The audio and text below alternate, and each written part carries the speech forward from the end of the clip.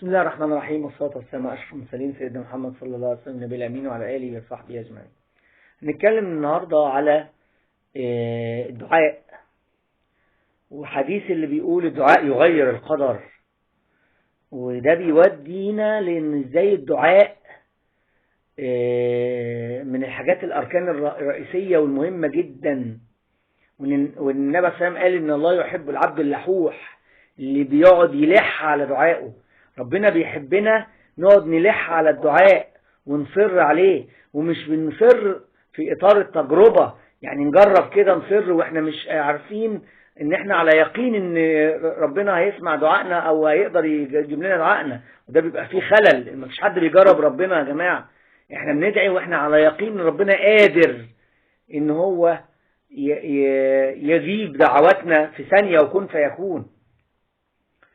فالإصرار والإلحاح في الدعاء ده ربنا بيحبه، وقد إيه إن الذل لربنا سبحانه وتعالى ده عزة، وإنك والله العظيم لما بتدعي وبتلح كتير وفي أوقات ما بتحس براحة نفسية كبيرة بغض النظر عن ربنا أجاب لك دعائك ولا لأ.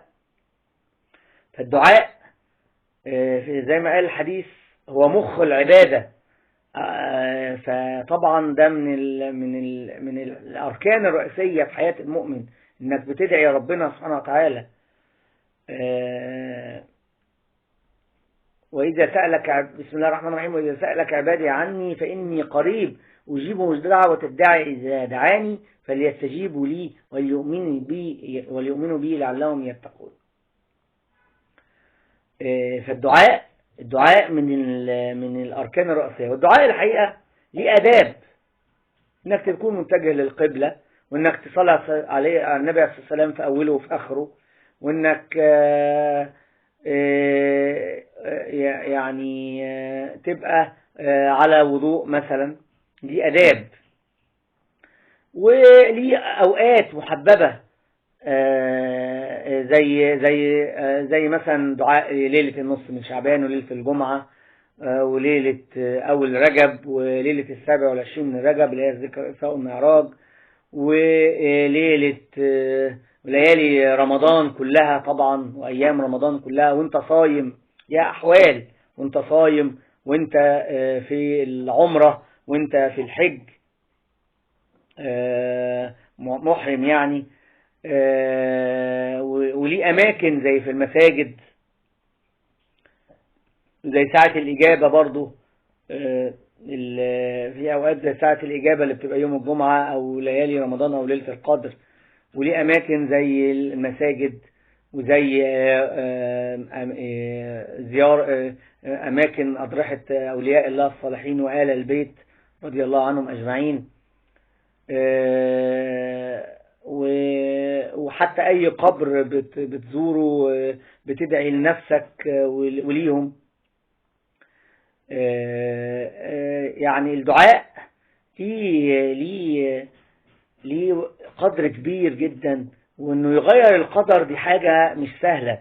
يعني ممكن يبقى في حاجة الدعاء ممكن يستجاب بطرق كتير.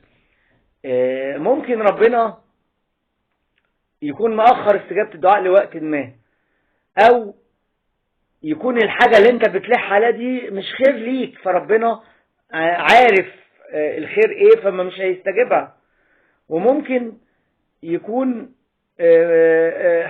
ردت حاجة سيئة، يعني دخلت في ردت، يعني كانت حاجة هتحصل لك وحشة، فربنا ما الدعوة دي مش هيستجيبها، بس ردت حاجة وحشة ليك.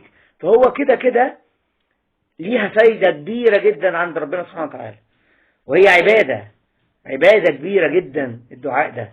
وليه أوقات طبعا وانت ساجد دي من أقرب الدعوات اللي تتقبل وانت ساجد لربنا سبحانه وتعالى في أي صلاة، سواء تطوع أو كانت فرض.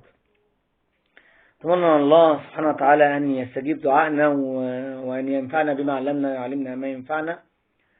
والسلام عليكم ورحمة الله وبركاته.